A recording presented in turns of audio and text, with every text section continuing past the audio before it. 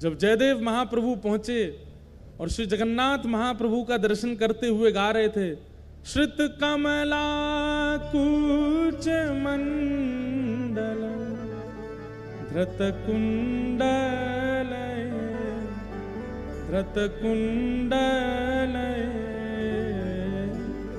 कलित ललित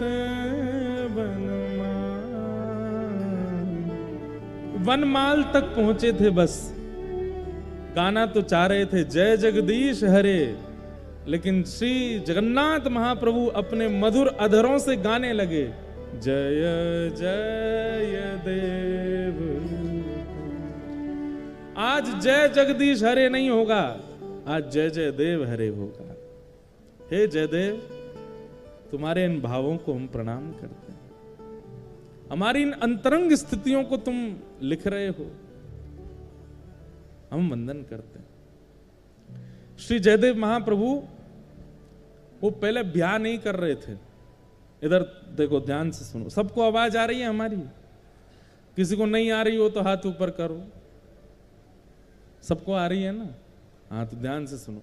जयदेव महाप्रभु पहले ब्याह नहीं कर रहे थे, और ये निश्चित होता है कि जिसके अंदर भक्ति मात्रा में आ जाती है वो ब्याह से भागता है। वो संसार के विषयों से कहीं ना कहीं स्वयं को बचाता है। तो जयदेव महाप्रभु, आपके माता पिता जो थे वो बाल्यकाल में ही चले गए थे। तो बचपन से ही आप जगन्नाथ महाप्रभु को ही अपने माता पिता मानते थे। जब जगन्नाथ भगवान का इन्होंने दर्शन किया, तो दर्शन करने के बाद में इनके मन में भाव आया कि मैं एक नियम धारण कर लेता हूं। क्या? मैं इतना विरक्त भाव में रहूंगा, वृक्ष के नीचे रहा करूंगा, और एक रात जिस वृक्ष के नीचे रहा, दूसरी रात उस वृक्ष के नीचे नहीं रहूंगा। ऐसा नियम बना लिया जयदेव महाप्रभु ने। गीत गोविंद इतना प्रिय लेखनी से नहीं बना है, इतना प्रिय शब्दों से नहीं बना है, इतना प्रिय जगन्नाथ जी को रचयिता की वजह से बना है। शब्द तो संस्कृत के हैं, मैं भी लिख सकता हूं, आप भी लिख सकते हो। कई बार सब्जी अच्छी नहीं बनी है, लेकिन किसने बनाई है? पत्नी ने बनाई है, तो अच्छी बतानी पड़ती है। कैसी बनी? बहुत अच्छी बनी, बहुत बढ़िया बनी है। अरे चलो, पत्नी तो रोज बनाती है, पति ने बनाई है। हाँ, पति कभी कभी भोजन रसोई घर में घुस जाता है तो गैस चूल्हा सब घबरा जाते हैं, बोले आज हमारी शामत है, आ गया, अब बनाएगा कुछ। तो जब पति रसोई घर में जाता, उस दिन सबसे ज्यादा खुश होती है पत्नी, और बच्चे तो कूदते रहते, आज पिताजी बनाएंगे कुछ। तो पतिदेव कैसा भी भोजन बनावे, पत्नी जब पाती है तो क्या कहती? बहुत अच्छा बना, बहुत अच्छा, सब कुछ। पत्नी को पता चल जाता है इसमें नमक कम है, नींबू भी कम है, थोड़ी सी मिर्च ज्यादा हो गई है। बच्चों को कहती है नहीं नहीं, इसका पेट भरा, इसको मैं दोबारा खिलाऊंगी। वो फिर बाद में सही करके बच्चों को खिलाती है, लेकिन पति से क्या बोलती है? बहुत अच्छा बना है। मतलब सामग्री से कई बार प्रेम नहीं होता है, सामग्री बनाने वाले से प्रेम होता है। महाप्रभु जगन्नाथ जी को सामग्री तो बहुत प्रस्तुत करने वाले हैं, पर प्रस्तुत करने वाला कैसा है, उससे ठाकुर जी को सामग्री अच्छी लगती है। ये गीत गोविंद इतना प्रिय क्यों है ठाकुर जी को? क्योंकि जयदेव महाप्रभु, और उन जयदेव महाप्रभु ने ऐसा नियम बना लिया कि मैं एक वृक्ष के नीचे एक रात रुकूंगा और अगले दिन दूसरे वृक्ष के नीचे चला जाया करूंगा।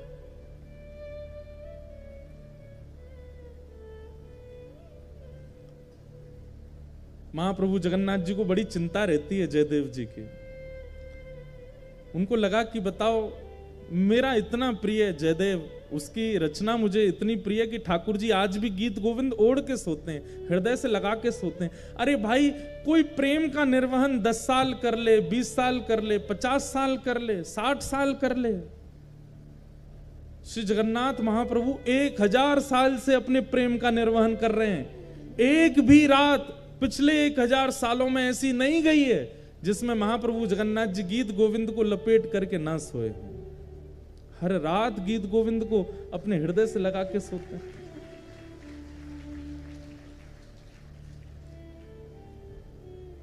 अरे प्रेम विवाह करने वालों के भी प्रेम चलते हैं, लेकिन कुछ वर्षों में कुछ खंडन तो उनके प्रेम में भी आता है। लेकिन ऐसा प्रेमी कौन होगा? महाप्रभु जगन्नाथ जी सोते ही नहीं है बिना गीत गोविंद के। जब तक गीत गोविंद का पाठ नहीं होता नहीं सोते। और केवल जगन्नाथ जी नहीं, बद्रीनाथ चले जाओ, वहां पर भी गीत गोविंद का पाठ होता है, द्वारिका में भी गीत गोविंद का पाठ होता है। गीत गोविंद रात में सुनेंगे तभी ठाकुर जी को नींद आती है, तभी सोते हैं। क्योंकि रचयिता जयदेव है। और वो जयदेव हैं कैसे? उन्होंने नियम ले लिया कि मैं एक वृक्ष के नीचे एक रात रहूंगा, अगले दिन दूसरे वृक्ष के नीचे सोते थे। इतना संग्रह भी नहीं किया कि कहीं मैं एक वृक्ष के नीचे 4 दिन रहा तो ऐसा ना हो जाए कि ये वृक्ष और ये स्थान मेरा है। लेकिन महाप्रभु जी को चिंता होती है, जयदेव महाप्रभु की। मेरा जयदेव एक वृक्ष के नीचे सोता है। इतनी बड़ी रचना गीत गोविंद करने वाला एक वृक्ष के नीचे सोता है। तभी श्री जगन्नाथ जी ने एक योजना बनाई। और एक सुदेव नाम का ब्राह्मण था। उस सुदेव ब्राह्मण के कोई संतान नहीं थी।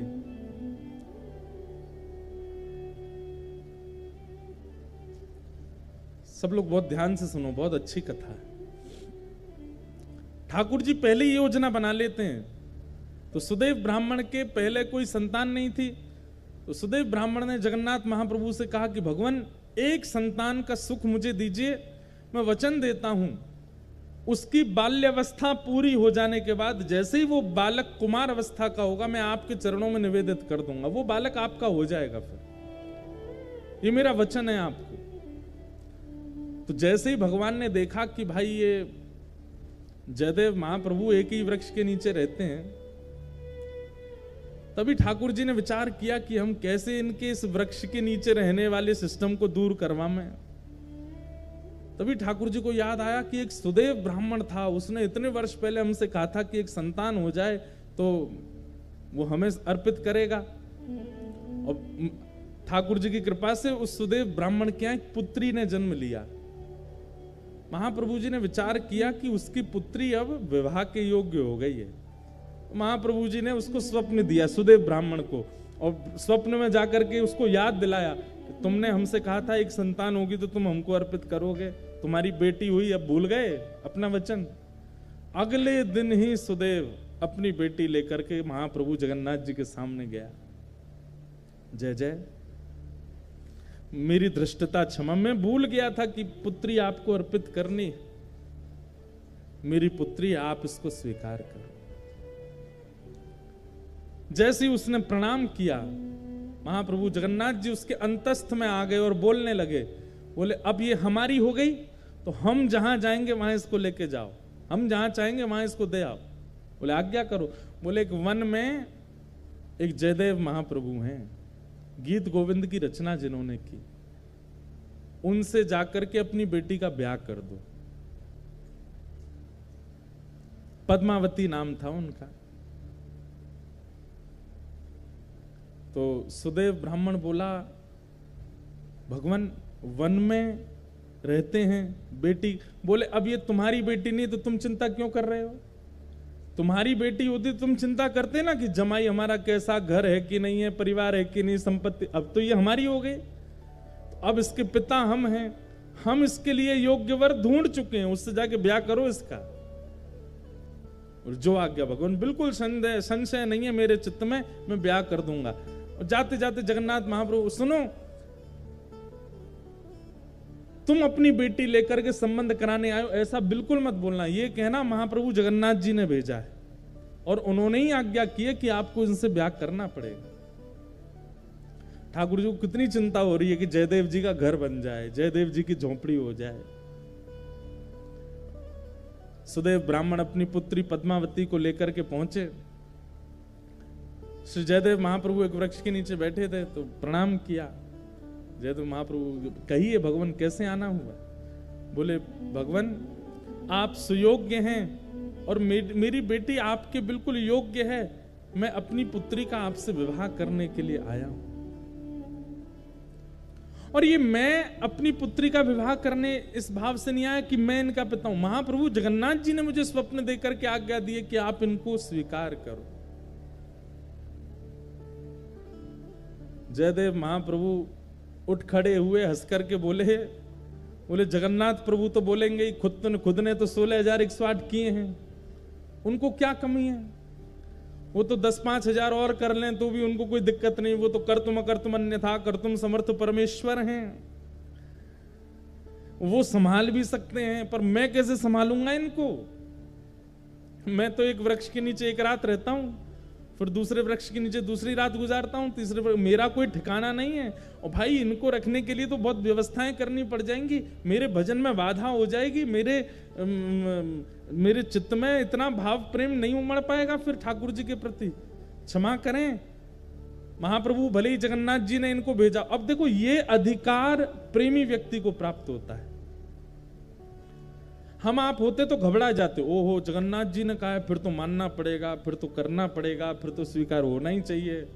लेकिन जयदेव महाप्रभु इतने जानते हैं ठाकुर जी को, इतना प्रेम है उनका, बोले महाप्रभु जी से कहो कहीं और व्यवस्था देखें इनके लिए, बाकी सारी आज्ञा उनकी स्वीकार है पर ये स्वीकार नहीं है, हम बयान नहीं कर पाएंगे।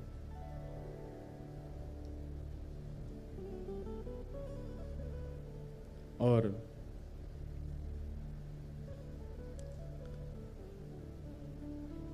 श्री जयदेव महाप्रभु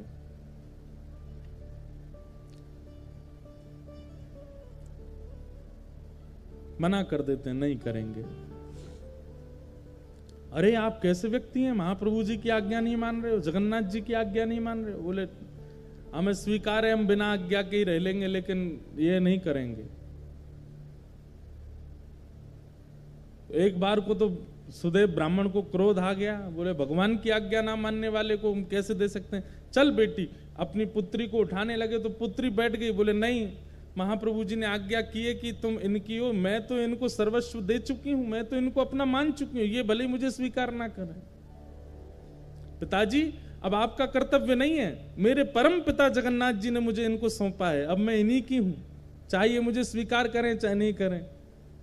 जयदेव महाप्रभु बोले वाह, ऐसा समर्पण तो हमने नहीं देखा भैया। अरे तुम्हारे पिता कह रहे हैं चलो तुम, बोले नहीं महाप्रभु जी ने आपको अर्पित किया, अब तो मैं आपकी। जयदेव महाप्रभु बोले छोड़ जाओ इनको, 2-3 दिन हमारी दिनचर्या देखेंगे खुद ही भाग जाएंगी ये। लेकिन पद्मावती का ऐसा त्याग, जयदेव महाप्रभु अगर उस वृक्ष के नीचे बैठे हैं तो उनके सन्मुख वाले वृक्ष पर बैठ जाती और उनको अपलक नेत्रों से देखती। जैसी दिनचर्या, अब भाई वन में रहते हैं, वन में सांप भी है, बिच्छू भी है, कातर भी है, ना जाने कितने सारे जीव आ जाते हैं, लेकिन सब स्थितियों में बिल्कुल अनुकूल रह करके अपने श्री जयदेव जी को देखती रहती। 3 दिन बाद जब वो नहीं जा रही, अब देखो कितनी अच्छी बात है, 3 दिन बाद जब वो पद्मावती वापस लौट करके नहीं गई तो श्री जयदेव महाप्रभु ने मन में विचार किया कि ये इसकी जिद नहीं है, ये श्री जगन्नाथ प्रभु अपना अधिकार दिखा रहे हैं मुझको कि देखो मेरा तुम पर कितना अधिकार है, मैं जिससे चाहूंगा तुमको उससे ब्याह करना ही पड़ेगा। और ये बात सोच करके श्री जयदेव महाप्रभु रोने लगे कि ठाकुर जी मुझ पर कितना अधिकार मानते हैं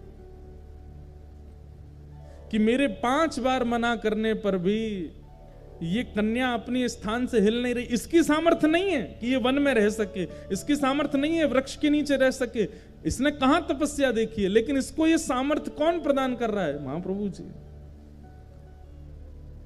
जयदेव महाप्रभु ने जब इसको अधिकार माना कि ये जगन्नाथ जी का अधिकार है मेरे ऊपर, और अधिकार मान करके पद्मावती से कहा मैं तुम्हारा वर्ण करूंगा, चलो। और तब पद्मावती से ब्याह किया, और ब्याह करने के बाद कहा देवी अब तुम तो ऐसे वृक्ष के नीचे रहती अच्छी नहीं लगती, चलो। और फिर बंगाल का जन्म था महाप्रभु जी का। अब पता नहीं, अब ऐसा भी कहते हैं कि वो स्थान उड़ीसा में ही आता है, कई कहते हैं पहले बंगाल में था अब उड़ीसा में, ऐसा कुछ है। केलुबिंद नाम का एक स्थान है, और वहां अपनी पत्नी के साथ गए और गांव के बाहर ही एक झोंपड़ी बना करके अपनी पत्नी के साथ जयदेव महाप्रभु रहते थे।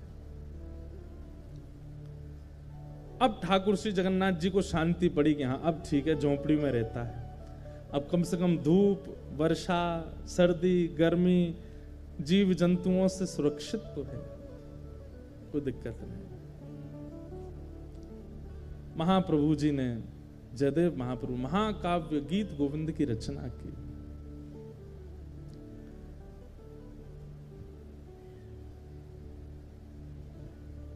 और ऐसा कहीं कहीं वर्णन आता है कि जयदेव महाप्रभु बोलते थे और उनकी पत्नी जो पद्मावती थी वो लिखती थी, उनसे लिखवाने का क्रिया करते थे। ठाकुर जी की अंतरंग लीलाओं को वर्णन करते और पत्नी से कहते तुम लिखो। दोनों दंपति मिलकर के महाप्रभु जगन्नाथ जी के यश का गान कर रहे हैं, ठाकुर जी की लीला का स्मरण कर रहे हैं। एक बार एक अष्टपदी का सुंदर भाव आया चित्त में, और उस अष्टपदी में रास बिहार का वर्णन कर रहे थे श्री जयदेव महाप्रभु। तो रास बिहार का वर्णन करते करते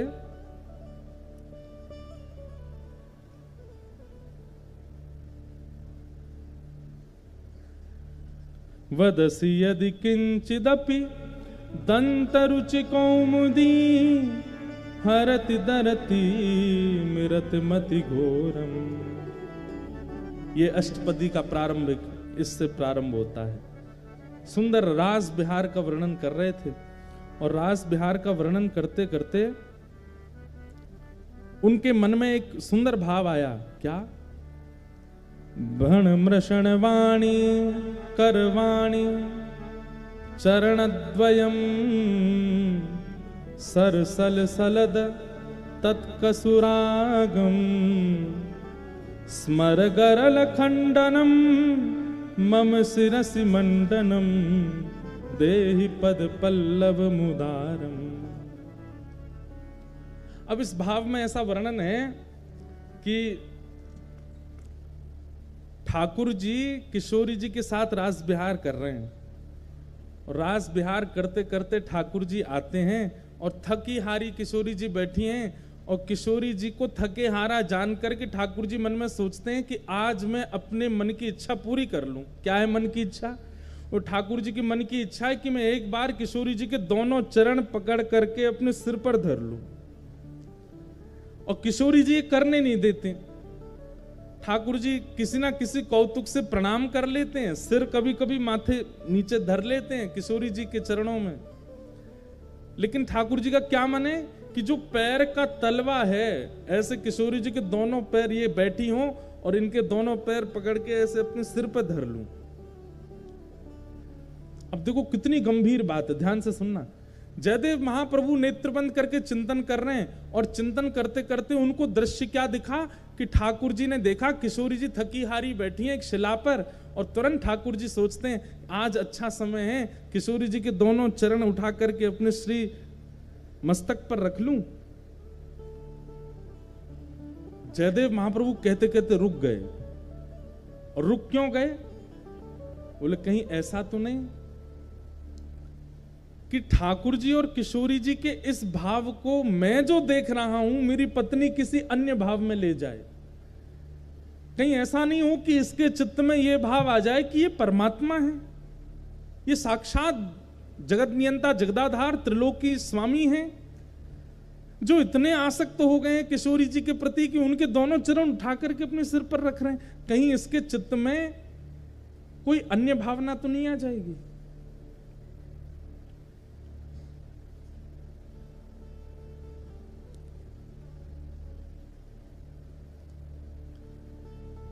बोलते बोलते जयदेव महाप्रभु रुक गए और तुरंत मन में विचार किया कि मैं अपना नित्य क्रम कर आता हूं, और इसको मैं थोड़ा परिवर्तित करके बोलूंगा, ऐसा कोई भावना आवे जिससे इसके चित्त में कोई दुर्भाव प्रकट हो जाए। तो जयदेव महाप्रभु बोले, देवी अभी ना मुझे आगे याद नहीं आ रहा है, तुम एक काम करो, इसको आगे मैं पूरा करूंगा, यहीं रख दो, और कलम और गीत गोविंद की पुस्तिका वहीं रख करके जयदेव महाप्रभु बोले तुम भोजन प्रसाद तैयार करो, मैं गंगा स्नान करके आता हूं और स्नान करके आके फिर प्रसाद पाके फिर लिखूंगा। ठीक है। अब वो चली गई प्रसाद बनाने, जयदेव महाप्रभु चले गए गंगा स्नान करने। इतने में ठाकुर जी ने मन में विचार किया कि इस भाव को लिखने में इनको संकोच क्यों हो रहा है। अरे किशोरी जी के चरण मुझको सिर पे धारण करने में कोई दिक्कत नहीं है, ये जयदेव महाप्रभु संकोच क्यों कर रहे हैं इस भाव को वर्णन करने में। और बोले ये स्नान करके आएंगे, इसको परिवर्तित करके कुछ और लिख देंगे, और लेकिन मैं चाहता हूं कि यही लिखा जाए। तभी जयदेव महाप्रभु का रूप धारण करके स्वयं श्री जगन्नाथ जी आ गए। और जयदेव महाप्रभु के रूप में जैसे आए, पत्नी बोली बड़ी जल्दी स्नान कर आए। हाँ देवी, वो मुझे पंक्ति याद आ गई थी, आगे जो लिखनी है, लाओ कलम दो, मैं लिख देता हूं। और तुम भोजन बन गया? बोले हाँ तैयार है। बोले लगाओ थाली, मैं भी पंक्ति लिख देता हूं। और श्री जगन्नाथ महाप्रभु ने जयदेव जी का रूप धारण करके इस पंक्ति को लिखा। क्या? भण मृषण वाणी करवाणी चरणद्वयम् सरसल सदल कथ सुरागम स्मर गरल खंडनम मम शिरसि मंडनम देहि पद पल्लव मुदारम। हे किशोरी जी, आपके चरण कैसे हैं? बोले इन चरणों को यदि कोई दूर से देख ले और उसके चित्त में यदि काम भी उत्पन्न हो गया होगा, तो किशोरी जी के चरणों में इतनी सामर्थ्य है कि उसके हृदय से उस काम का नाश हो जाएगा। ऐसे काम नाशक इन चरणों को मैं अपने शीश पर धारण करता हूं। स्वयं ठाकुर जी ने लिखा और लिख करके जयदेव महाप्रभु की छाप लगा दी। जयति जयदेव कवि भारती भूषितम मानिनी जननि तिशातम। जयदेव महाप्रभु की छाप लगा करके और पूरी पंक्ति पूरी करके, देवी भोजन लगाओ। पत्नी ने, पद्मावती ने भोजन बनाया, ठाकुर जी ने प्रेम से पाया। और नियम था पद्मावती का कि जयदेव महाप्रभु पाते, फिर उसी थाली में जो बच जाता उसमें ही थोड़ा परोस के पाती थी। आज ठाकुर जी ने अपना अधरामृत दे दिया पद्मावती को, और पद्मावती ने प्रेम से उसी में ही दाल भात मिला करके पाया। आज तो ऐसा अद्भुत, आज पद्मावती बोली ऐसा लगता है मेरे हाथों में लक्ष्मी आ गई है। कितना सुंदर स्वाद, ऐसा लगता है जगन्नाथ महाप्रभु का भात पा रही हूं क्या। बड़े आनंद में निमग्न होकर के एक एक कोर पा रही थी। तभी जयदेव, असली जयदेव आ गए। और वो जयदेव कहां गए? बोले देवी मैंने तो बहुत पा लिया, अब मैं सोने कक्ष में जा रहा हूं, तुम पालो। जगन्नाथ जी तो चले गए भीतर कक्ष में, असली जयदेव जी आए। आकर के अपनी पत्नी को देखा, वाह देवी इतनी जोर की भूख लगी कि आज हमसे पहले ही पा लिया आपने। पद्मावती बोली क्या कह रहे हैं? बोले तुम रोज हमको पवाती हो, फिर हमारे बात पाती हो, आज हमसे पहले ही पा रही हो। पद्मावती बोली कुछ खा पी लिए हैं क्या आप? अरे अभी अभी तो आप प्रसाद पाके सोने गए थे, आपका जो बचा थाल में वही मैं पा रही हूं। जयदेव महाप्रभु बोले मैं तो तब का गया गंगा स्नान करके और संध्या वंदन करके अब लौटा हूं, मैं कहां प्रसाद पाया मैंने अभी। अरे आप थोड़ी देर पहले आ तो गए थे, बोले मुझे पंक्ति याद आ गई है, जल्दी कलम दो, और तुरंत आप लिखने बैठ गए और लिख करके आज बड़े खुश हो रहे थे, बड़े आनंद से अपना ही नाम गा रहे थे, वाह जयदेव कह रहे थे। और फिर प्रसाद प्रेम से आपने पाया और सोने गए हो भीतर, पीछे से निकल के फिर आ गए हो बाहर, ये क्या लीला कर रहे हो आज? जयदेव महाप्रभु बोले मैं पंक्ति लिखने आया था। बोले हाँ कहां है? गीत गोविंद काव्य। बोले वो वहीं जहां आप रखते हैं वहीं रखा है। तुरंत दौड़ करके गए और जैसे ही उस पंक्ति को देखा, जिस पंक्ति को लिखने में संकोच जयदेव महाप्रभु कर रहे थे, सुंदर अक्षरों में श्री जगन्नाथ जी अपने हाथों से लिख करके गए। और जब अंतिम पंक्ति पढ़ी, जयति जयदेव कवि भारती, जयदेव की जय जय हो, जो भारत में ऐसा भूषण रत्न जयदेव प्रकट हुआ उसकी जय जय हो। अपने प्रति ये मान सम्मान महाप्रभु जी के द्वारा सुन करके देख करके जयदेव जी रो पड़े। तुरंत पत्नी से बोले चलो जगन्नाथपुरी। महाप्रभु जी के सन्मुख आकर के इतना रोए, नाथ आप कितना स्नेह देते हैं, कितना प्रेम करते हैं, सर्व भावों से आपने मुझे युक्त कर दिया है। मैंने क्या दिया आपको? केवल शब्द ही तो प्रकट कर रहा हूं, इससे अधिक तो मैं कुछ करता नहीं आपके लिए। ना कभी कोई रत्न चढ़ाए हो, ना कभी कोई भेष चढ़ाया हो, ना कभी महाप्रसाद लगाया हो, ना कभी 56 भोग का कोई मनोरथ जगन्नाथपुरी में कोई विशेष उत्सव किया हो, कुछ नहीं। दूर बैठा बैठा केवल शब्द प्रस्तुत करता हूं और आप इतने प्रसन्न हो जाते हैं। जयदेव महाप्रभु को देख करके जगन्नाथ जी कहते हैं ये सबसे प्रिय भोग है मेरा, जब कोई भक्त अपने शब्द प्रकट करता है, ये मुझे सबसे ज्यादा प्रिय लगता है। इसलिए भैया ये गीत गोविंद महाकाव्य, इसको सामान्य स्तुति मत समझिएगा। ना तो शरीर के रोग दूर होंगे, ना घर परिवार के कलेश दूर होंगे। गीत गोविंद कोई हनुमान चालीसा की तरह पाठ नहीं करना, भूत पिशाच निकट नहीं आवे, महावीर जब नाम सुनावे। गीत गोविंद तो प्रेम लक्षणा भक्ति प्रदान करता है। ऐसे गीत गोविंद को हम बारंबार प्रणाम करते हैं और जयदेव महाप्रभु के प्यारे श्री जगन्नाथ जी को बारंबार वंदन करते हैं कि आप इतने कृपालु हैं कि इतनी सहज अक्षरों पर आप प्रसन्न हो जाते हैं।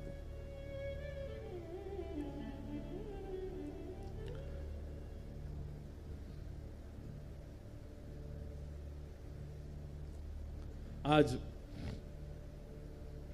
आधी से ज्यादा कथा तो गीत गोविंद पे ही हो गई, लेकिन अच्छा है ना, महाप्रभु जी को प्रिय है।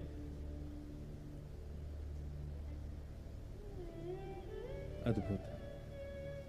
बोलो जगन्नाथ महाप्रभु की जय। श्रीमद् भागवत के प्रथम स्कंद में हम लोग प्रवेश करते हैं। जन्माद्यस्य यतोऽन्वयादितरतश्चार्थे स्म विज्ञस्वराट् तेने ब्रह्म हृदय आदिकवये मुह्यन्ति यत्सूरयः तेजो वारिमृदां यथा विनिमयो यत्र त्रिशर्गो मृषा धाम्ना स्वेन सदा निरस्तकुहकं सत्यं परं धीमहि।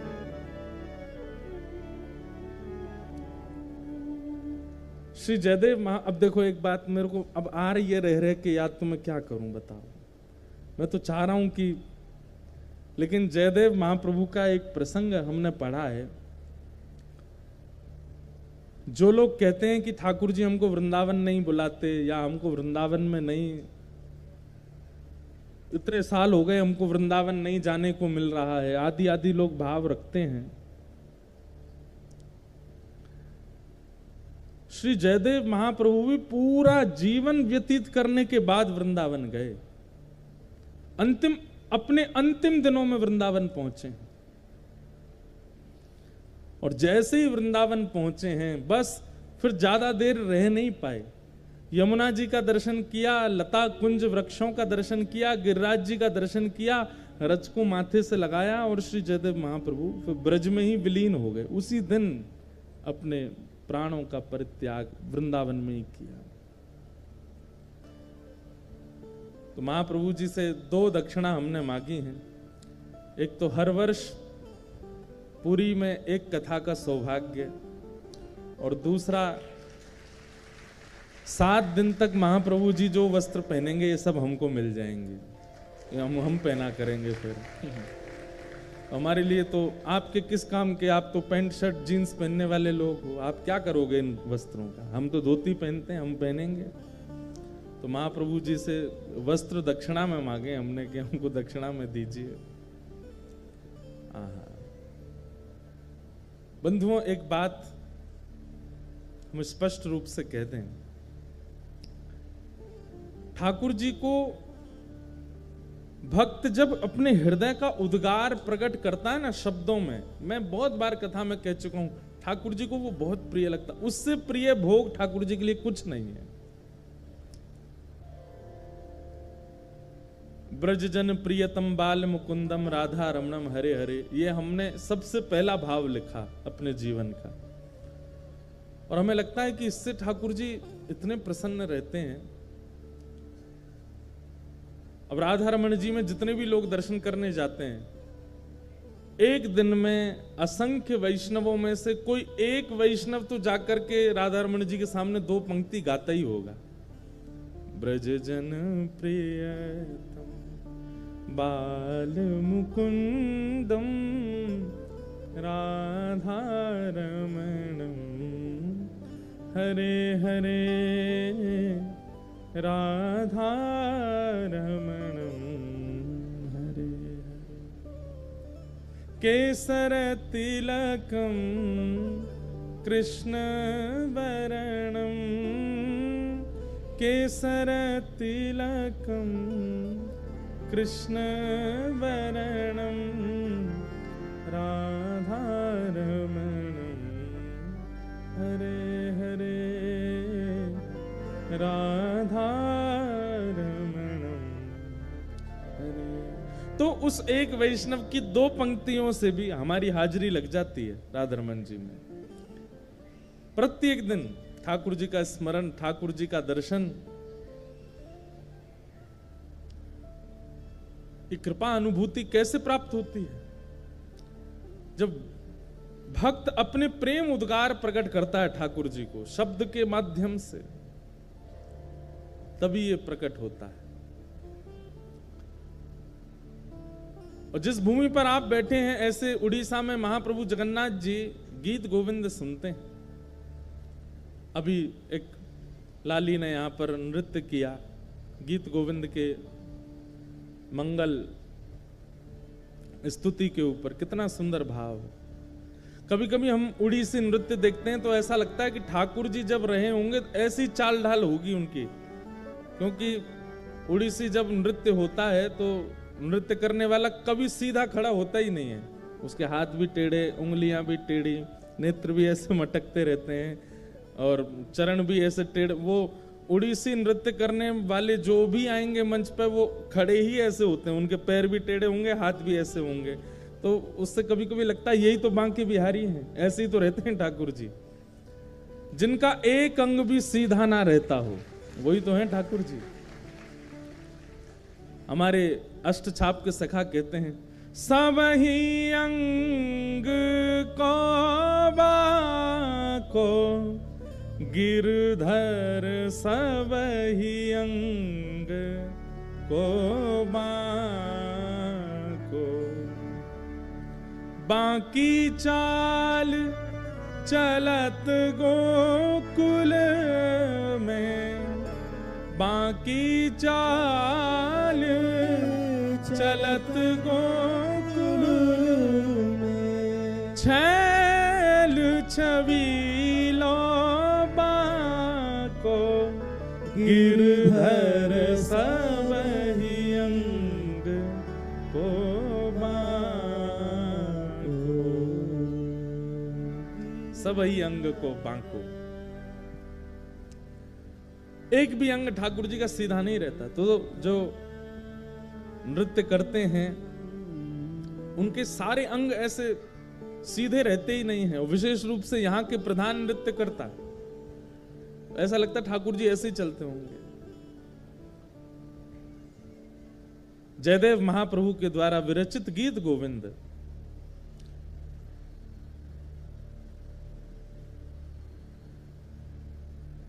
भैया वो भक्तमाल ग्रंथ कहां है? श्री भक्तमाल जी में जयदेव महाप्रभु के जब चरित्र का वर्णन श्री नाभा जी करते हैं, तो वहां वर्णन करते हुए जो छप्पे गाया है, उस छप्पे में श्री नाभा जी स्पष्ट रूप से इस बात को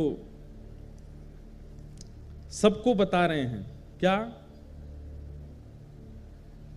जयदेव कवि नभ चक्कवे खंड मंडलेश्वर आन कवि, प्रचुर भयो तिहु लोक गीत गोविंद उजागर। बहुत ध्यान से सुनिएगा। आज क्योंकि गीत गोविंद, कल भी गीत गोविंद हमने गाया, आज भी गीत गोविंद, और महाप्रभु जी को इतना प्रिय है, इतना प्रिय है, उसके बारे में थोड़ी हम चर्चा करें। प्रचुर भयो तिहु लोक गीत गोविंद उजागर। गीत गोविंद की महिमा केवल पृथ्वी पर नहीं है। एक बार की बात है कि एक राजा थे, उन राजा के यहां पर देवता भी आते थे, गंधर्व भी आते थे, पाताल लोक के नाग नागिन भी आते थे। तो एक बार उन राजा के उस सभा में, सब लोग इधर देखो, बहुत ध्यान से सुनो, देवी देवता गंधर्वजन और पाताल लोक के, रसातल लोक के, यम लोक के सब जीव भी वहां आए हुए थे, सब देवी देवता आए हुए थे।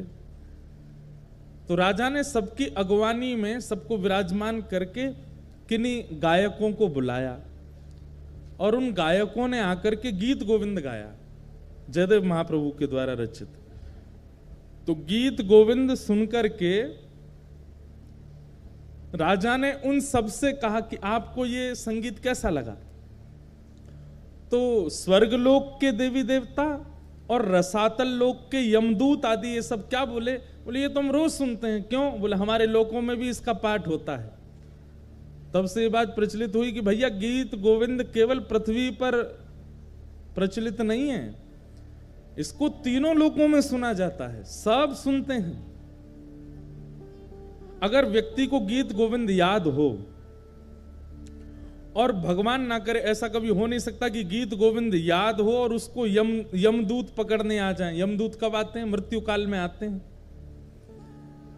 वैसे तो गीत गोविंद याद करने वाले को यम यातना नहीं भोगनी पड़ेगी, लेकिन बाई चांस फिर भी जीवन के अपने व्यवहार स्वभाव नहीं बदले, लेकिन गीत गोविंद याद कर लिया और अंतिम काल में उसके व्यवहार स्वभाव के कारण कहीं अगर यमदूत आ गए और उसने केवल अगर इतना ही गा दिया ना, श्रुत कमला कुछ मंडल धृत कुंडल ए, तो यमदूत वहीं हाथ जोड़ करके खड़े हो जाएंगे, हाथ जोड़ कहेंगे भैया तुम यमलोक के अधिकारी नहीं हो, चलो हम तुम्हें सीधे महाप्रभु जगन्नाथ जी के पास ले चलते हैं। और यमदूत तो क्या ले जाएंगे, यमदूत वहां से अंतर ध्यान होंगे, विष्णु दूत आएंगे और लेकर के जाएंगे। गीत गोविंद का ऐसा भाव। तो प्रचुर भयो तिहु लोक गीत गोविंद उजागर, तीनों लोकों में उसका गुणगान गाया जाता है, केवल पृथ्वी लोक पर गीत गोविंद प्रचलित नहीं है।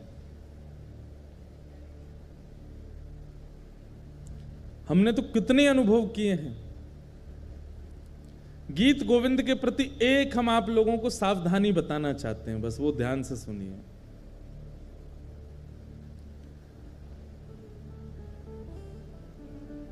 वैसे तो ये सावधानी रखने वाली बात भी है, लेकिन कई लोग टेस्ट लेने के लिए इसको कर भी सकते हैं कि प्रयास करें कि गीत गोविंद जब गाया जाए और गीत गोविंद का जब पाठ किया जाए तो उस समय स्थान, मौसम और लोगों को देख लिया जाए। अगर स्थान उचित नहीं है, ये विचार कर लेना चाहिए कि महाप्रभु अगर जगन्नाथ जी यहां आए तो उनके योग्य व्यवस्था है कि नहीं। मौसम, कड़कती धूप पड़ रही है, भयंकर गर्मी, पसीना निकल रहे हैं महाराज, उस समय गीत गोविंद मत गाइए। और सामने बैठे हुए लोग अगर वो अधिकारी नहीं हैं, वो दूषित खाते हैं, दूषित पीते हैं, या किसी ऐसी सभा में है जहां विवाह का फंक्शन हो रहा है, किसी के ब्याह का क्रम चल रहा है, किसी का कुछ ऐसा चल रहा है जहां लोग खा भी रहे हैं, डोल रहे हैं, ऐसी जगह गीत गोविंद नहीं गाना। अधिकार का विचार करके गीत गोविंद का प्रस्तुतिकरण और गायन करना। अब ये भागवत की कथा है, यहां सब योग्य बैठे हैं, महाप्रभु जी विराजमान है, भागवत जी विराजमान है, इतने सारे वैष्णव विराजमान, यहां गीत गोविंद गाएं, ठाकुर जी आएंगे, विराजेंगे। क्योंकि अष्टपदी अभ्यास करे तही बुद्धि बढ़ावे, और श्री राधा रमण प्रसन्न सुनन निश्चित तह आवे। श्री नाभाजी कह रहे हैं जगन्नाथ महाप्रभु तो राधा रमण जी जगन्नाथ जी में कोई अंतर नहीं है, लेकिन यहां पर जो शब्द कहा गया है वो सुनिए, श्री राधा रमण प्रसन्न सुनन निश्चित तह आवे। निश्चित शब्द लगा करके श्री नाभा जी ने इस बात को प्रमाणित कर दिया कि गीत गोविंद अष्टपदी का एक अक्षर भी जब प्रारंभ होता है, ठाकुर जी उसी समय आ जाते, आकर के बैठ जाते और पूरा सुनते। तो इसमें विचार ये रखना चाहिए कि अष्टपदी कहीं भी ना गाई जाए, कभी भी इसका वाचन ना किया जाए। कई बार ऐसा होता है कि हम लोग सफर कर रहे हैं, गाड़ी में बैठे हैं, और गाड़ी में बैठे बैठे आपको, कई लोगों को आदत होती है कीर्तन सुनने की, भजन सुनने की। अब उस समय अगर आपने ट्रैप रिकॉर्ड में गीत गोविंद चला दिया और गाड़ी पूरी पैक बैठी है, ठाकुर जी कहाँ बैठेंगे बेचारे आके? ठाकुर जी कहेंगे भैया ऊपर इसके कैरियल भी नहीं है, कहाँ लटक जाएं हम। अच्छा, ये निश्चित है कि ठाकुर जी आएंगे, तो ठाकुर जी को श्रम होता है, बेचारे लटकते हुए सुनते हैं, लेकिन सुनते जरूर हैं। अच्छा, इसमें एक चीज हम कह सकते हैं कि जैसे सीडी में चल रहा है, किसी का गाया हुआ चल रहा है, मतलब आधुनिक यंत्र से अगर गीत गोविंद गाया जा रहा है तो ठाकुर जी हो सकता है नहीं आते होंगे, लेकिन कोई भक्त बैठ करके गाता होगा तब तो ठाकुर जी निश्चित आते हैं। तो इसलिए उस समय सावधानी रखो, गाने में कोई अपराध नहीं लगेगा आपको। भक्तमाल जी में एक लीला आती है कि एक माली की बेटी थी, उसको गीत गोविंद याद हो गया। वो गीत गोविंद कब गाती थी? जब अपने बगीचे में बैगन तोड़ने जा रही थी एक दिन। अब बैगन तोड़ने के लिए जा रही थी तो सघन वन था, वहां कांटे लगे हुए थे। अब वो तो बच बचा के निकल रही थी अंदर और गाती हुई जा रही थी।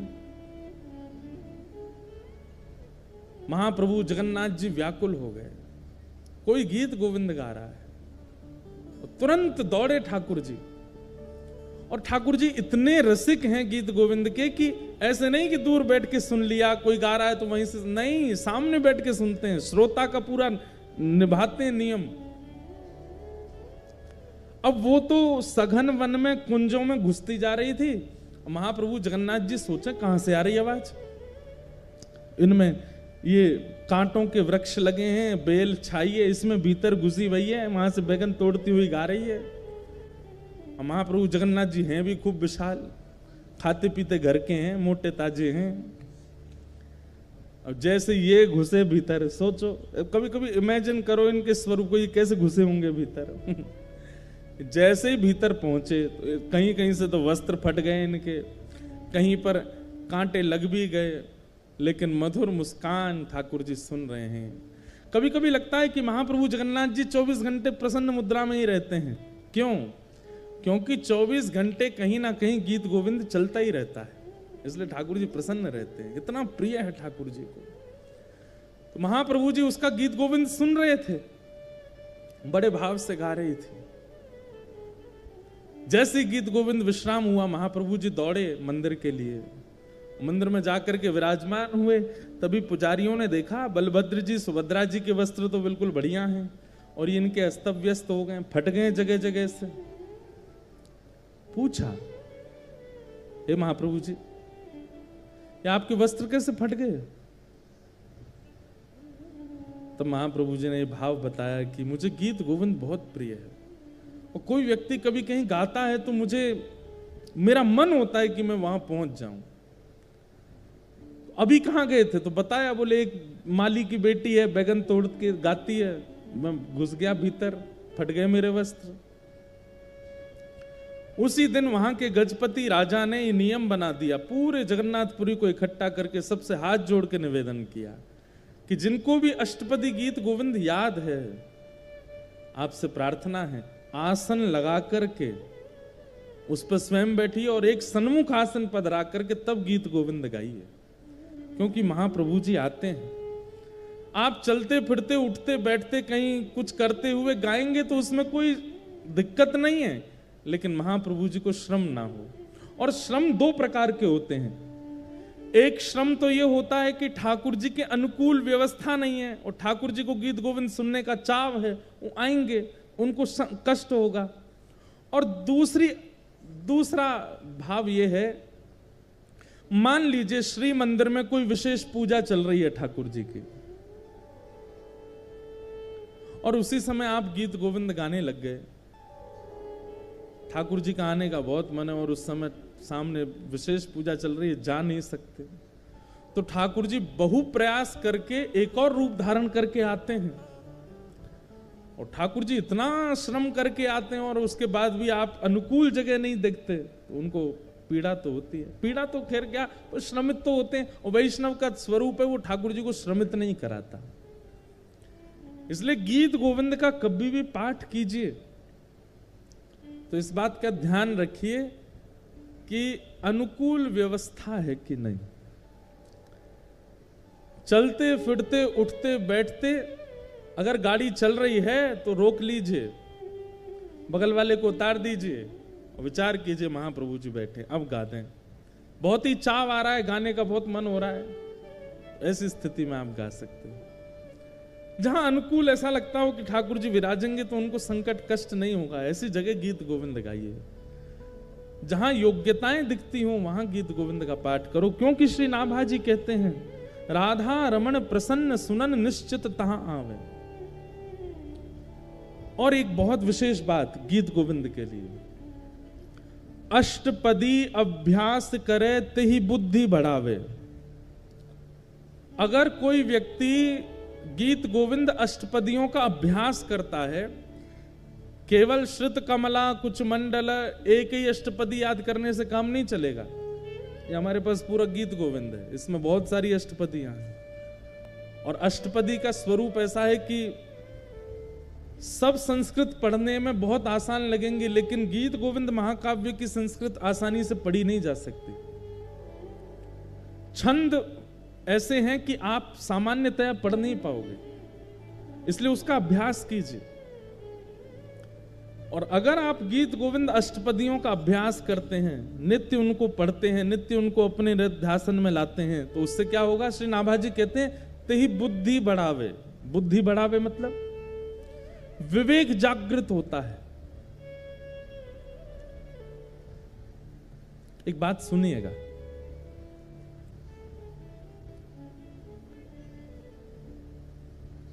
तीन प्रकार के दुख होते हैं जीवन में, बहुत ध्यान से सुनिए। तीन प्रकार के दुख होते हैं, कर्म, काल और स्वभाव। सबसे पहले दुख का कारण क्या है? हमारा कर्म। हम जैसा करते हैं हमको भोगना पड़ता है, चाहे कितना भी बड़ा व्यक्ति हो, अगर उसने गलत किया है उसको भोगना पड़ेगा। हां, ऐसा होता है कि आपने अगर गलती की और बाद में आपको उसका आभास हो गया कि मैंने गलत किया, और उसका अगर आपने प्रायश्चित किया तो गलती से मिलने वाला जो आपको दंड है वो 40% कट जाएगा, 60% तो फिर भी भोगना पड़ेगा। नाम जप से 30% और घट जाएगा, 30% तो भोगना पड़ेगा। और फिर जीवन के स्वभाव व्यवहारों को सुधारने से 20% और घट जाएगा, 10% फिर भी भोगना पड़ेगा। और 10% जब बच जाए तो अगर वैष्णव बुद्धि होगी आप उसको स्वीकार करके भोग लोगे, आप उससे भागोगे नहीं। मेरा कर्म है, अब आ रहा है तो आने दो, 10% तो भोग ही लोगे। तो पहले दुख का कारण कर्म, दूसरे दुख का कारण है काल, समय। सब लोग इधर देखिए, ध्यान से सुनो। और जब काल दुख रूप धारण करता है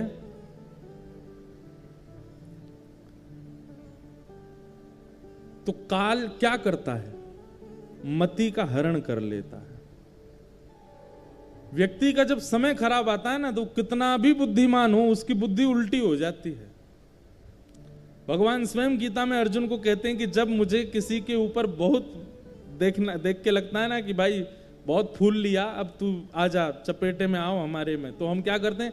कुछ नहीं करते, केवल उसकी बुद्धि का हरण कर लेते हैं।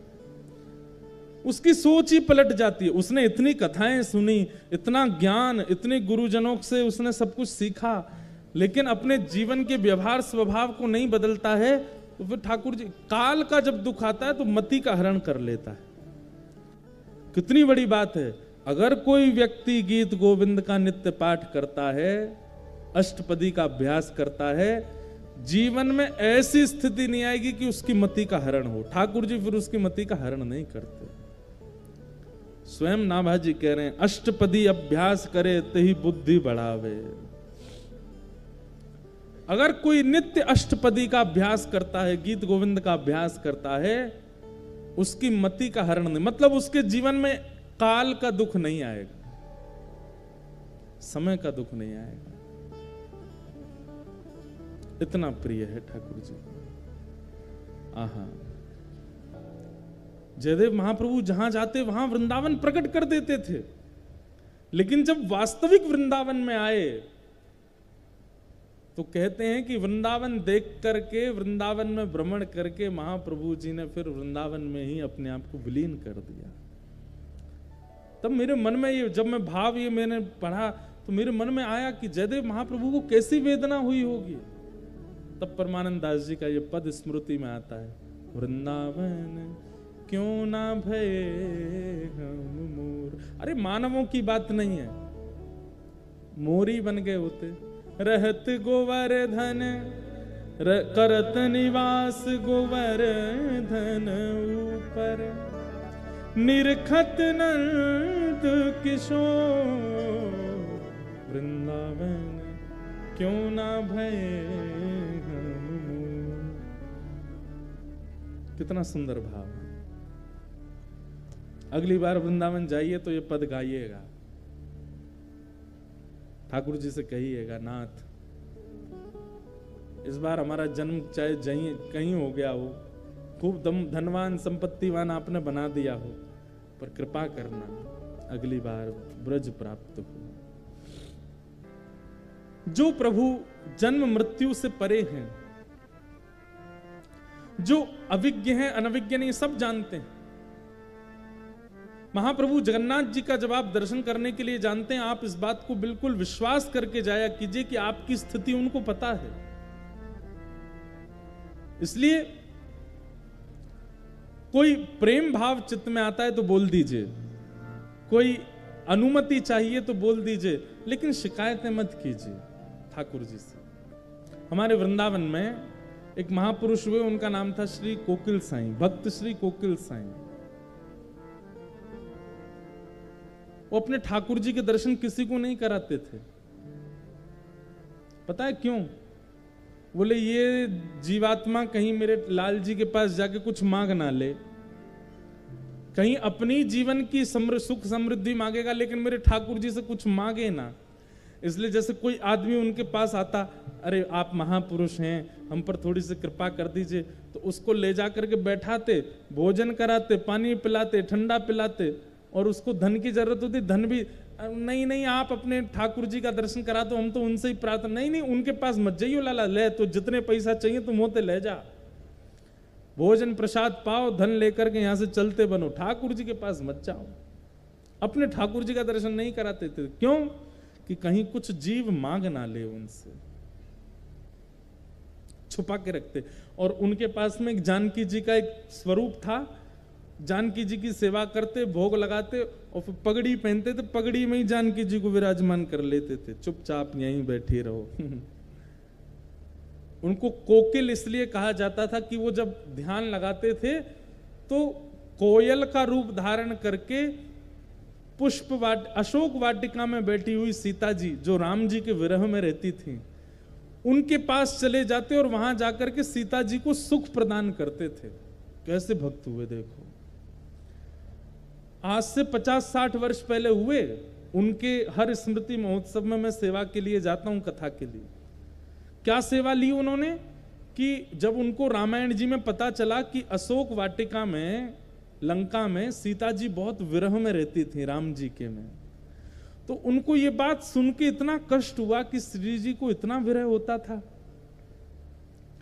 तो उन्होंने क्या सेवा ली कि वो नेत्र बंद करके ध्यान लगा करके और रामायण जी के उस पुष्प अशोक वाटिका में जाते और अशोक वाटिका में जाकर के विरही सीता जी को सुख प्रदान करते। उनको राम जी की लीला सुनाते, राम जी की चर्चा सुनाते, राम जी के मधुर भाव सुनाते। सीता जी हंस जाती, खिलखिला जाती, तब लौट करके वापस आती। उनका वह पूरा ग्रंथ लिखा भी है हमारे श्री स्वामी अखंडानंद जी महाराज ने। ऐसे थे भक्त श्री कोकिल जी, अपने ठाकुर जी का दर्शन नहीं कराते थे। क्यों? कोई जीव कुछ मांग ना ले। क्यों? क्योंकि ठाकुर जी अविज्ञ हैं, अनविज्ञ नहीं है, वो सब जानते हैं, उन्हें बताने की आवश्यकता नहीं है। नाथ मेरे जीवन में ये कष्ट है, मेरी पत्नी नहीं सुनती, बच्चे नहीं मानते, या पति ऐसे हैं, या परिवार ऐसा है, मेरा व्यापार ऐसा चल रहा है, क्या कहना आपको? लोग बाग हमसे मिलने आते हैं तो बाकी के सब लोग तो प्रेम लक्षणा भक्ति मांगते हैं, ठाकुर जी की सेवा मांगते हैं, पर कई लोगों को लगता है कि ये भी बाबा जी हैं, कुछ दे देंगे, काम वाम बढ़िया होगा। हमारे महाराज जी, हमारे घुटनों में बहुत दर्द रहता है तो हम हमारे पंडित जी की ओर इशारा, मतलब कि ये जानते हैं इस दर्द को, इनके पास जाओ। एक आई माता जी, महाराज जी, मैंने कहा हाँ, मेरी जीभ से स्वाद चला गया है। मैंने कहा लाओ काला नमक झोंक दूं ये सब क्या ऐसी चीजें क्यों कहनी है? ठाकुर जी से और ठाकुर जी के जनों से तो केवल भक्ति की याचना करो। आप अपने जीवन के संकटों से अपने प्रारब्ध से हो, ठाकुर जी को जाके क्यों सुनाना है? सब मंगल होगा। चार थे स्वविज्ञ स्वराट, ठाकुर जी अविज्ञ हैं, अनविज्ञ नहीं है, सब जानते हैं। तेने ब्रह्म हृदय आदि कवै मुह्यन्ति सूरय, जो आदि कवि ब्रह्मा को भी अपनी लीला पर मोहित कर लेते हैं, इंद्र को भी गिरिराज धारण करके अपनी लीला पर मोहित कर लेते हैं। धामना स्वेन न सदा निरस्त कुहकम सत्यम परम धीमहि। ऐसे परम सत्य परमात्मा को हम बारंबार प्रणाम करते हैं, जिनके पृथ्वी जल अग्नि वायु आकाश भी अधीन है। जयदेव महाप्रभु आज प्रारंभ में आ गए ना, तो बार बार आ रहे हैं। एक जयदेव महाप्रभु के जीवन की घटना, आपके जब पिताजी बाल अवस्था में ही चले गए तो कई लोगों तो सिंपैथी लेके जाते हैं, अरे बेचारे बिना माता पिता के हो गए। लेकिन कई चतुर लोग ऐसे होते हैं, वो उसका गलत फायदा उठाते हैं। एक गांव का एक व्यक्ति था, उसने जयदेव महाप्रभु के पास जाके झूठे दस्तावेज दिखा के कहा, तुम्हारे पिताजी ने मुझसे इतने रुपए उधार लिए थे, अब बताओ कौन लौटाएगा? तुम्हारे पिताजी तो चले गए। जयदेव जी छोटे ही थे तब। आप बोले, मेरे पास में जगह संपत्ति तो नहीं है, मैं कैसे दूं आपको पैसे? एक ही तरीका, घर खाली करो अपना, ये हमको दे दो। जयदेव महाप्रभु, हम कहां जाएंगे फिर? बोले, अब तुम वो देख लो कहां जाओगे, ये भाई हमको तो पैसा चाहिए हमारा। तो जयदेव महाप्रभु बोले, जिसमें ठाकुर जी की इच्छा होगी। और उनका बहुत दिन से मन भी था कि मैं जगन्नाथपुरी जाऊं, तो उन्होंने मन बना लिया कि हम तो महाप्रभु जगन्नाथ जी के पास चले जाएंगे, घर इसको दे देते हैं, पिताजी ले गए होंगे उधार। जैसे ही उन्होंने घर अपना उसके हवाले किया, बोले ले लीजिए भैया इसको, ये आपका है। इतने में ही वो जो व्यक्ति आया था चतुर, उसकी बहन दौड़ी दौड़ी आई और कहा, भैया जल्दी चलो। बोले क्यों? हमारे घर में आग लग गई है, पूरा घर जल रहा है, पानी डालने से भी नहीं बुझ रही है, खूब प्रयास करने से भी नहीं बुझ रही है। जयदेव महाप्रभु ने इस बात को सुना तो उस व्यक्ति से पहले महाप्रभु जी दौड़े, और जैसे ही उसके घर में प्रवेश किया तो कहते हैं महाप्रभु जी के पैर रखते ही अग्निदेव जो रोष में आ गए थे कि तुम जयदेव के साथ ऐसा कैसे कर सकते हो। जयदेव महाप्रभु को देख करके अपने आप अग्नि शांत, बिना किसी प्रयास की अग्नि शांत हो गई। तब उस व्यक्ति को लगा कि भाई ये सामान्य जीव नहीं है। पृथ्वी जल अग्नि वायु और आकाश, ये पंच तत्व ये ठाकुर जी के अधीन है। एक बात कह दें, बुरा नहीं मानिएगा, ठाकुर जी को कभी अगर रोष होता है ना आप पर, तो इन पांचों के जरिए ही बताएंगे। कई बार इन पांचों के ही रूप में ठाकुर जी कई बार अपना रोष प्रकट करते हैं। वैसे ठाकुर जी पे इतना समय नहीं कि वो हम पे रोष करें, ठाकुर जी पे कहां समय है। इतने ब्रह्मांड के नायक, इतने बड़े ब्रह्मांड, उनको हम पता होगा कि ये कोई जीव है? उन पर समय कहां है हम पर रोष करने का? लेकिन फिर भी जब हमारे अपराध बहुत ज्यादा हो जाते हैं तो कभी कभी ठाकुर जी रोष इसी भाव में करते हैं। अब पता क्या होगा, कल मेरे पास में पत्र आएंगे, महाराज जी एक बार हम जल गए थे तो ठाकुर जी गुस्सा हो गए हमसे, महाराज जी एक बार हम डूबते डूबते बचे तो उसका मतलब ठाकुर, अब जो भी हुआ हो हम उस समय तो सफाई देते देते यही कहेंगे, नहीं नहीं इसमें कोई, लेकिन आज हम स्पष्ट बोल रहे हैं, पंच तत्वों से यदि किसी भी प्रकार की सूक्ष्म हानि होती है उसमें ठाकुर जी का संकेत समझना चाहिए और तुरंत क्षमा मांगनी चाहिए कि नाथ मुझसे अपराध हुआ। और क्या अपराध हुआ? जो नेत्र बंद करने पर अपराध बार बार नेत्रों के आगे घूम रहा हो, समझ जाना यही अपराध है। उसके सुधार के लिए क्या प्रायश्चित हो सकता है, कीजिए।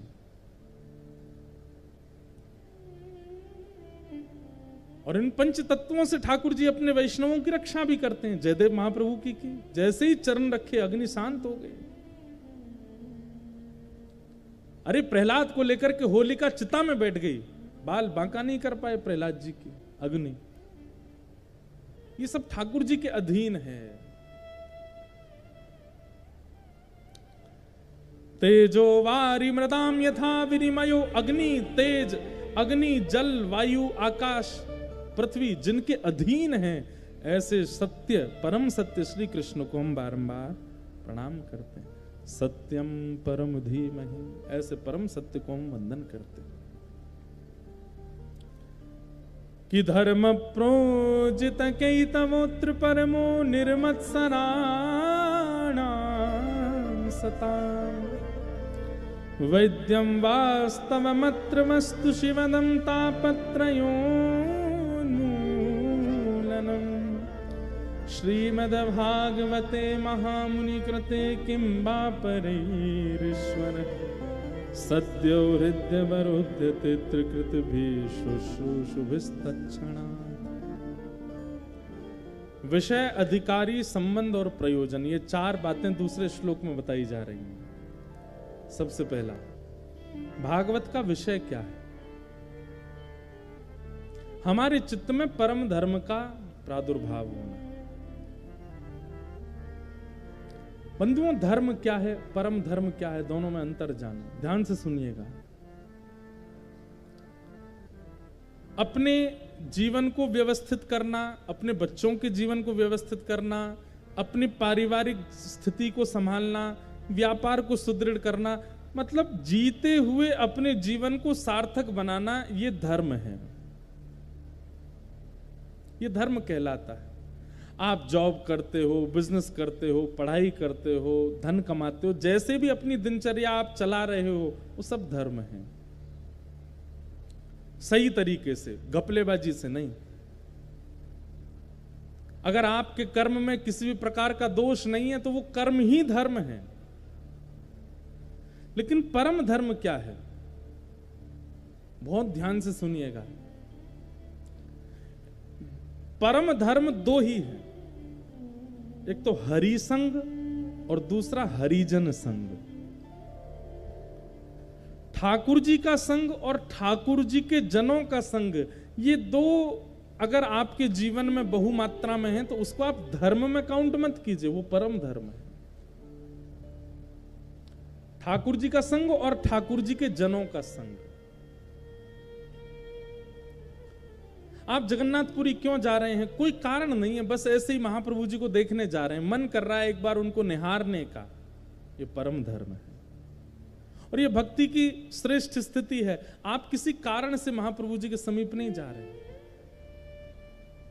राउल केला में कोई भी ब्रजवासी आ जाए, कोई भी रसिक आ जाए, कोई भी महापुरुष आ जाए, कोई भी भगवत भक्त आ जाए तो आप बेचैन हो जाते हैं, बोले मुझे मिलना है, मुझे एक बार उनको देखना है, उनके भाव श्रवण करने हैं, एक बार उनके वचनामृत सुनने ही हैं, चाहे मेरे पे 100 काम है।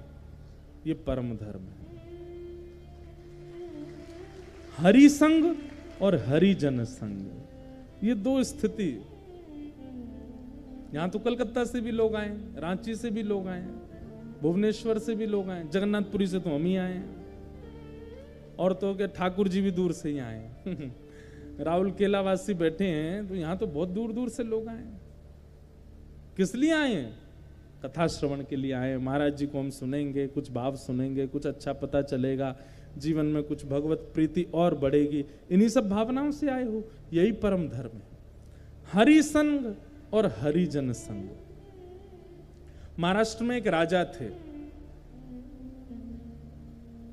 उन राजा का नियम था कि उन्होंने अपने राज्य के परकोटे में कई सैनिक बैठा रखे थे और उन सैनिकों से एक ही आज्ञा दे रखी थी कि भाई पुष्प, अक्षत, चंदन, रोली संग लेके बैठा करो। हमारे राज्य के बाहर से जो भी संत जावें, तिलक करो, अक्षत करो, पुष्प प्रदान करो, चरण धो और दक्षिणा भी दे रखी, दक्षिणा भी दो। और अंत में प्रार्थना करना, अगर उनको संकोच ना हो तो हमारे निवास पे चलें, हमारे घर। अब ये कथा ना कई लोगों को विचलित कर सकती है, इसलिए ध्यान से सुनिएगा। आप ये तक सोच सकते हो ऐसा कौन कर सकता है, लेकिन ये भी हुआ है। तो राजा ने नियम क्या रखा था कि भाई संतों को पुष्प, अक्षत आदि सब प्रदान करो, अंत में दक्षिणा दो और फिर पूछना, अगर उनको अनुकूल लगे तो राज्य के भीतर आकर के मुझे और मेरी पत्नी को सेवा का अवसर प्रदान करें। तो एक बार अयोध्या से कुछ संतों की टोली पंढरपुर जा रही थी। सब लोग इधर देखो, इधर देखो, यहां देखो, सुनो कथा। कुछ संतों की टोली जा रही थी तो बहुत थक गए थे, भोजन पानी की भी व्यवस्था कम थी। महाराष्ट्र में जैसे ही पहुंचे तो उस राजा के नगर के बाहर पहुंचे तो सैनिकों ने निवेदन किया, ये दक्षिणा अक्षत पुष्प करके। हमारे राजा जो हैं उनकी ऐसा निवेदन रहता है, अगर आपको कोई अनुकूलता प्रतिकूलता ना लगे, आपके समय में बाध्यता ना हो, आप राज्य के भीतर चलें। हमारे राजा रानी संतों की सेवा बहुत करते हैं, आप कृपा करके सेवा का अवसर प्रदान करें। इतनी दूर से महापुरुष चल के आए तो सबने एक दूसरे का चेहरा देखा, बोले भाई थक तो गए। अब राजा जब कह रहा है कि सेवा करेगा तो चलते हैं, पंढरपुर जाना है, एकादशी पर हमको पहुंचना, और एकादशी में अभी 5-6 दिन हैं, तब तक राजा के यहां रुक जाते हैं। और सब संत राज्य में प्रवेश कर गए।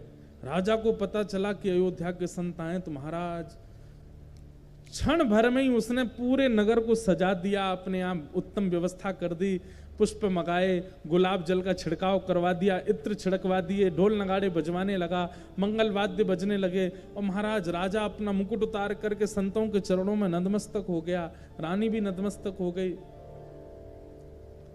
और उन सब संतों को एक सुंदर व्यवस्था में ले गए, वहां कहा यहां रहिए, प्रेम से आप लोग पाइए।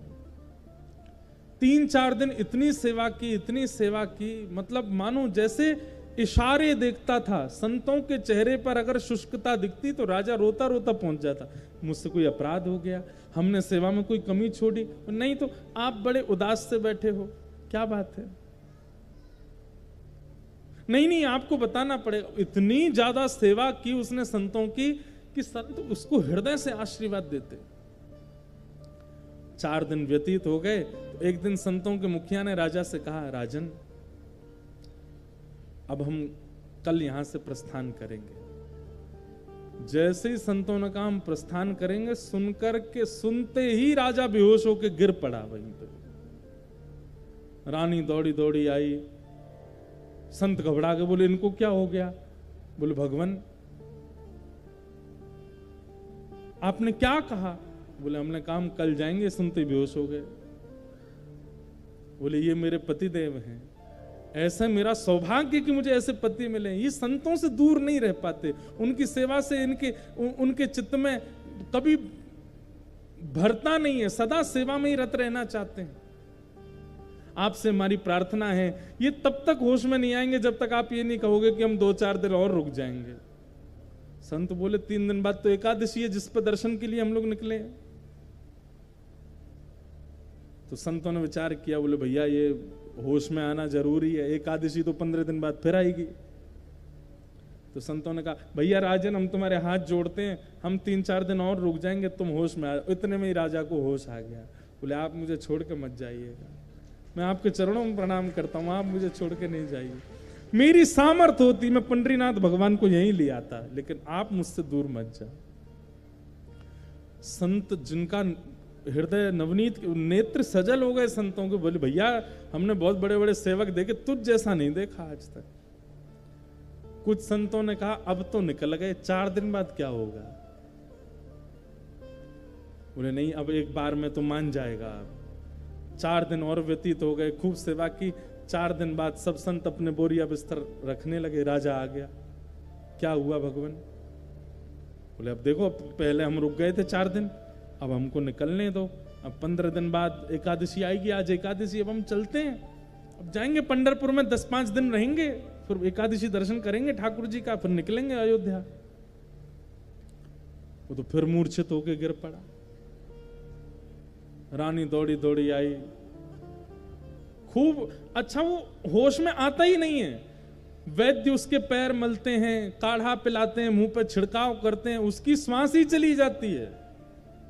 एक ही उपाय है वापस इसको उठाने का। बोले, इसके कान में कह दो हम 4 दिन और रुक जाएंगे।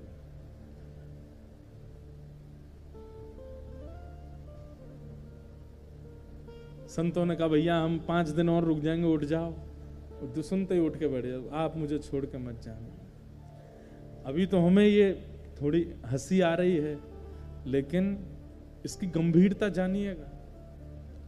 हमारे शास्त्रों में और हमारे अष्ट सखाओं ने कहा कि ठाकुर जी जब किसी को अपना लेते हैं, तो जैसी हम सामान्य जीवों की स्थिति जगन्नाथ जी को देख करके होती है। मैं आता हूं कथा में, पर्दा खुलते ही आप सबकी जय जयकार निकलती है, जय हो महाप्रभु जी की जय हो, महाप्रभु जी की जय हो। आप लोग मंदिर जाते हैं, श्री मंदिर में जगन्नाथ जी का दर्शन करके जितने आनंद में भरते हैं, ऐसा आनंद जिस व्यक्ति को हरिजनों को देख के होता हो, समझो ठाकुर जी ने उसको स्वीकार कर लिया। वो राजा परिपूर्ण रूप से ठाकुर जी के द्वारा स्वीकार किया जा चुका है, इसलिए उसकी ऐसी स्थिति है कि वो मूर्छित हो जाता है संतों के जाने की बात सुनकर के। संतों ने मीटिंग करी आपस में। बोले, अब क्या करें, यहां से तो जाना मुश्किल है। बोले, सेवा में कोई कमी नहीं है, खाना पीना रहना सहना सब बहुत अच्छा, हमारे तो नियम बहुत अच्छे, पर भैया पंढरपुर दर्शन भी तो करना है, जिसके लिए हम लोग निकले और जिसके लिए हम लोग संन्यास लिया कि हमें राजकीय व्यवस्थाएं ना देखनी पड़े, बहुत बढ़िया बढ़िया भोजन ना खा, इसीलिए तो हम लोग विरक्त हुए, और यहां वही हो रहा है। संतों ने कहा, एक काम करो। बोले, क्या? बिना बताए निकल जाओ, चुपके से निकल जाओ। तो मुखिया जी बोले, जिसको हम बता देते हैं कि हम चले जाएंगे तो मूर्छित हो जाता है, बिन बताए हम निकल तो जाएंगे यहां से, लेकिन उसके प्राण चले जाएंगे, इतना मुझे विश्वास है कि वो जीवित नहीं बचेगा। संतों ने रानी को बुलाया और रानी को बुला करके कहा, बोले, देवी अब हम क्या करें, हमें बताओ। पंढरपुर जाना है और हम विरक्त हैं, हम लोगों को राजकीय व्यवस्थाओं में रहने की ज्यादा अनुमति नहीं है। हम समझते हैं तुम्हारी पति की स्थिति कैसी है, पर हम पर भी तो देखो, हमें कोई अव्यवस्था नहीं है, सब कुछ बहुत बढ़िया, लेकिन ये हमारी विरक्त धर्म का निर्वहन नहीं हो रहा है। अरे जहां 5 रात्रि से ज्यादा एक छत के नीचे रहना नहीं चाहिए विरक्त को, ये नियम है, और हमको यहां भी पड़े 20 दिन हो गए, कैसे जाएं तुम बताओ। तो पत्नी कहती, रानी कहती, अब तो एक ही तरीका है। क्या? अगर हमारे घर में सूतक हो जाए, अशुद्धि हो जाए, सूतक समझते हैं ना, सूतक हो जाए तो ही ऐसी स्थिति बन सकती है कि आप यहां की कोई चीज स्वीकार नहीं करोगे, फिर आप पूरे राज्य में सूतक लगेगा, राजा के यहां सूतक है तो आपको तभी एक तरीका है कि आप यहां से जा सकते हो, और सूतक तब लगेगा जब कोई अपने प्राण त्यागे। राजा सब वो जो महात्मा थे, हमें यहां से जाने के लिए किसी के प्राण जाने पड़ेंगे? आपके घर में जब सूतक लगेगा तभी बोले और कोई तरीका नहीं है, बोले हमारे पतिदेव आपको जाने देंगे नहीं, और आप लोग अगर बिना बताए चले गए तो उनके प्राण चले जाएंगे। अब आधे से ज्यादा संत जो थे वो तो बेचारे रानी के पक्ष में, नहीं देवी अब हम क्या करें, हम तो यहीं रह लेंगे, इसी को पंढरपुर मान लेंगे, इसी को अयोध्या मान लेंगे, यही हमारे चारों तीर्थ धाम है हम तो। लेकिन आधे संत जो थे वो लोग तो आग बबूला हो गए, अरे इसके लिए विरक्त लिया है क्या, अरे मरे सो मरे राजा, हमको क्या मतलब है, हमको इसके लिए आए, हमको तो जाना है।